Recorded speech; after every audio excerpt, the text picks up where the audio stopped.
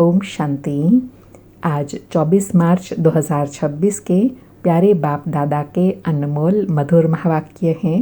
आज की मुरली के सार में विशेष माता पिता बाप दादा को फॉलो करने और दिव्य गुणों की धारणा पर अटेंशन दिलाया कि अगर माता पिता बाप दादा को फॉलो करना चाहते हो तो सच्चाई से सर्विस करो। बाप दादा कितना निरअहंकारी हैं, कहते हैं हम ओबीडियंट सर्वेंट हैं। बाबा कहे कोई कोई बच्चों में तो कितना अहंकार रहता है, बाबा का बनकर ऐसे ऐसे कर्म करते हैं जो बात मत पूछो।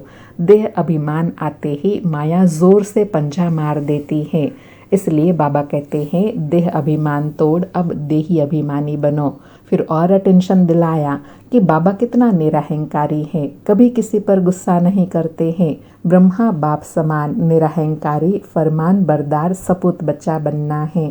फिर और अटेंशन दिलाते कहा कि बाप तो बच्चों को सावधानी भी देते हैं, कोई गफलत मत करो, न नाम रूप में फंसना है न देह अभिमान में आना है। देही अभिमानी हो एक बाप को याद करते रहो तो बेड़ा पार हो जाएगा।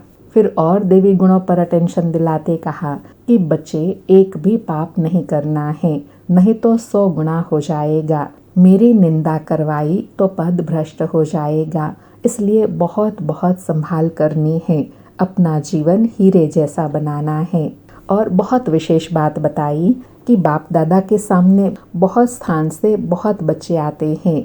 जो बहुत चातरक बच्चे होते हैं उनके सामने बाबा की ज्ञान डांस बहुत अच्छी होती है, अच्छी अच्छी पॉइंट्स निकलती हैं, क्योंकि चातरक बच्चे खींचते हैं। तो बाबा कहे तुमको भी ऐसे चातरक पात्र बनना है, फॉलो करना है। फिर और अटेंशन दिलाया कि पाप करने से 100 गुना बन जाएगा, तुमको पुण्य आत्मा बन सबको सुख देना है।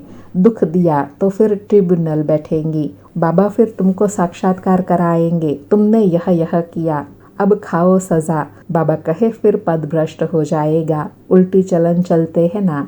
इसलिए बाबा हमेशा कहते हैं खीर खंड होकर रहो। अगर लून पानी होकर रहते हैं तो बहुत डिसर्विस करते हैं, कोई न कोई के नाम रूप में फंस पड़ते हैं तो बहुत पाप हो जाता है। फिर श्रीमत पर अटेंशन दिलाया कि अपनी मन मत पर चलने से बर्बादी करते हैं। आश्चर्यवत सुनंती कथनती ट्रेटर बन जाते हैं, कितना जाकर फिर डिसर्विस करते हैं, उनका फिर क्या हाल होगा। हीरे जैसा जीवन बनाने बदले कौड़ी मिसल बन जाते हैं। बाबा कहे पिछाड़ी में तुमको सब अपना साक्षात्कार होगा, ऐसे चलन के कारण यह पद पाया है। यहाँ संगम पर तो तुमको कोई भी पाप नहीं करना है, क्योंकि तुम अभी पुण्यात्मा बनते हो। बाबा समझाते रहते हैं ऐसे कर्म नहीं करो जो राजा रानी के बदले प्रजा में भी कम पद मिले। और विशेष अटेंशन दिलाया कि अब बाबा कहते हैं हे बच्चे, तो बच्चे होकर यहाँ मधुबन में नहीं बैठना है, तुमको तो अपने गृहस्थ व्यवहार में रहते कमल फूल समान पवित्र रहना है। कमल फूल पानी में रहता है परंतु पानी से ऊपर रहता है। तो बाबा कहते हैं तुमको रहना अपने घर में है, सिर्फ पवित्र बनना है।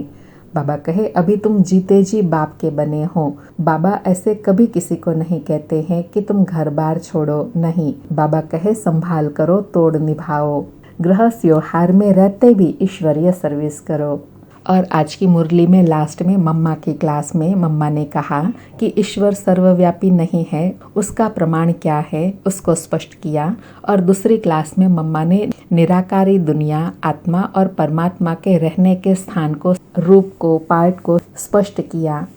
सुनते हैं प्यारे बाप दादा के मधुर महावाक्य। आज बाबा कहे मीठे बच्चे, तुम्हें गृहस्थ व्यवहार में रहते कमल फूल समान पवित्र बनना है, एक बाप की मत पर चलना है, कोई भी डिससर्विस नहीं करनी है। मीठे बच्चे, तुम्हें गृहस्थ व्यवहार में रहते कमल फूल समान पवित्र बनना है, एक बाप की मत पर चलना है, कोई भी डिससर्विस नहीं करनी है। आज मुरली से प्रश्न है, किन बच्चों को माया जोर से पंजा मारती है, बड़ी मंजिल कौन सी है। उत्तर में बाबा कहे जो बच्चे देह अभिमान में रहते हैं उन्हें माया जोर से पंजा मार देती है, फिर नाम रूप में फंस पड़ते हैं। देह अभिमान आया और थप्पड़ लगा, इससे पद भ्रष्ट हो जाता है। देह अभिमान तोड़ना यही बड़ी मंजिल है। बाबा कहते हैं, बच्चे देही अभिमानी बनो, जैसे बाप ओबीडिएंट सर्वेंट है, कितना निरअहंकारी है, ऐसे निरअहंकारी बनो, कोई भी अहंकार न हो। आज मुरली में गीत बजा, न वह हमसे जुदा होंगे, न उल्फत दिल से निकलेंगी। सारी मुरली से धारणा के लिए सार है। पहला पॉइंट, बाप समान निरअहंकारी बनना है, किसी से सेवा नहीं लेनी है, किसी को दुख नहीं देना है, कोई पाप कर्म न हो जिसकी सजा खानी पड़े, आपस में खीरखंड होकर रहना है। दूसरा पॉइंट, एक बाप के श्रीमत पर चलना है, अपनी मत पर नहीं। आज बाबा ने वरदान दिया, सेकंड में देह रूपी चोले से न्यारा बन कर्म भोग पर विजय प्राप्त करने वाले सर्व शक्ति संपन्न भव। सेकंड में देह रूपी चोले से न्यारा बन कर्म भोग पर विजय प्राप्त करने वाले सर्व शक्ति संपन्न भव। स्पष्टीकरण है, जब कर्म भोग का जोर होता है, कर्म इंद्रिया कर्म भोग के वश अपनी तरफ आकर्षित करती हैं, अर्थात जिस समय बहुत दर्द हो रहा हो, उस समय पर कर्म भोग को कर्म योग में परिवर्तन करने वाले, साक्षी हो कर्म इंद्रियों से भोगवाने वाले ही सर्व शक्ति संपन्न अष्ट रतन विजय कहलाते हैं। इसके लिए बहुत समय का देह रूपी चोले से न्यारा बनने का अभ्यास हो। यह वस्त्र दुनिया की व माया की आकर्षण में टाइट अर्थात खींचा हुआ न हो, तब सहज उतार सकेंगे। बाबा कहे, शक्ति संपन्न कब बनेंगे? जब सेकंड में देह से न्यारा होने का अभ्यास करेंगे। जब यह अभ्यास होगा तो कोई भी शारीरिक कष्ट दुख रोग आएगा तो कर्म भोग की भोगना पर सहज विजय प्राप्त कर सकेंगे। आज का स्लोगन है, सर्व का मान प्राप्त करने के लिए निर्माण चित बनो। निर्माणता महानता की निशानी है। आज के अव्यक्त इशारे हैं, निश्चय के फाउंडेशन को मजबूत कर सदा निर्भय और निश्चिंत रहो।